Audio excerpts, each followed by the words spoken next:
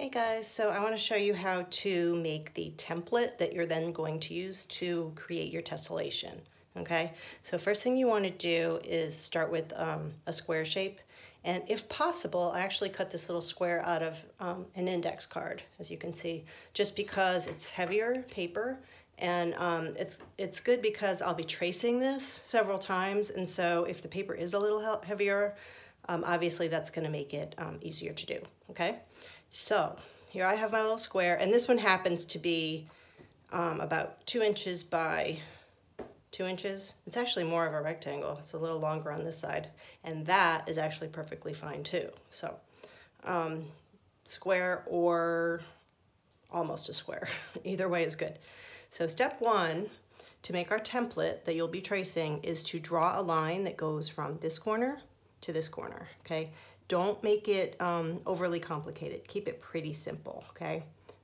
You can always do a different one later after you kind of get the idea. But I'm making basically kind of a wavy-ish line, okay? Then I'm going to do the same thing again, and I'm going to do it on the right side from this corner to this corner.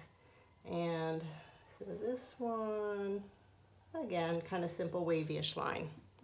They're kind of similar. They don't have to be the same or overly similar, but I do have to have two separate lines. Okay, so next step is I'm going to be cutting along the bottom line, just the bottom line first. Okay, so I'm going to cut that, and I want to be kind of careful. I'm going to need the cut off piece and the leftover square as well. Okay, so you can see that I cut it off, right? Okay, so the next thing that you need to do is you're going to be moving this little piece to the top, the opposite side. And I do not want to flip it, okay? Do not flip this over. Instead, slide it straight up, and it's going to be attached at the top, okay?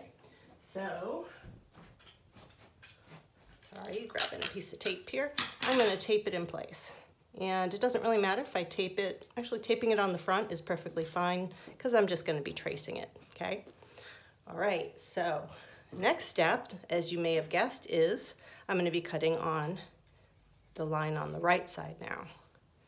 So, and take your time cutting. You want a nice smooth cut, so when you go to trace it, it's not a rough edge, okay? There we go. There's my other side. Now, if yours accidentally flipped over when you cut it, make sure that you lock it back in just to make sure you haven't flipped it over by mistake, okay? So, I have my two pieces, and this time, the little piece I cut off is going to move across. I'm sliding it, do not flip it, sliding it to the opposite side. It's gonna now live over here, okay? So, need my little piece of tape, and it can be a little tricky to tape it on. Sometimes if you put a, kind of line it up, put a finger on each end to hold it, you may need to have somebody help you hold it in place just to get it taped. Okay guys, that is my template, and then when I go to make my tessellation, basically what I'm going to be doing is simply tracing it, okay? So I'm going to trace it one time, and I just want to show you how the pieces will, oops, that was a little off there because I'm going too fast, but I think you'll still see what I mean. So do take your time tracing, and I'm only doing it in Sharpie because I want you to see what I'm doing. Please do it in pencil first, especially until you get the hang of it. Okay guys, that was really kind of fast. All right, next step is I'm going to trace it again. And I literally could move it up here and it would lock in, trace it there. I could move it this way to trace it the next time. See how it just locks in? Isn't that wild? I love that, like puzzle pieces. I could have put it this way and traced it. I could have put it this way and traced it. Is that not like magic? I think that is the coolest thing ever. All right, guys, so I hope that makes it a little more clear. So understand, this is the template, okay? I showed you how to make the template. The tessellation is the effect once you've traced it lots and lots of times, okay? So Wherever you want to trace it next, trace it next.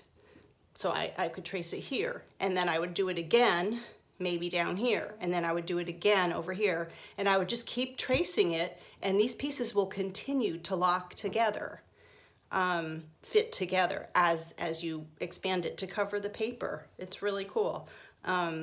So the tessellation is when you've covered the paper by tracing it with the template many, many times, okay? So your whole paper should be covered with tracings of the template when you're done.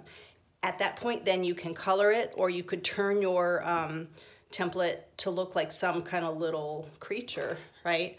Like, to me, it almost looks like, if I look this direction, it almost looks like a little bird's head here. It almost looks like a sea creature, almost like a ray or something, like a manta stingray or something, if I make him go in that way, if his eyes were here. So totally up to you if you want to make it like be some kind of creature, but it's okay to just color it as well, okay? And make sure you, like I said, you are retracing it to cover the paper. Don't just do one, okay? That's not a tessellation. That's just one tracing of the template, okay? All right, guys, I hope that helps. Have fun, and I'll see you in art class.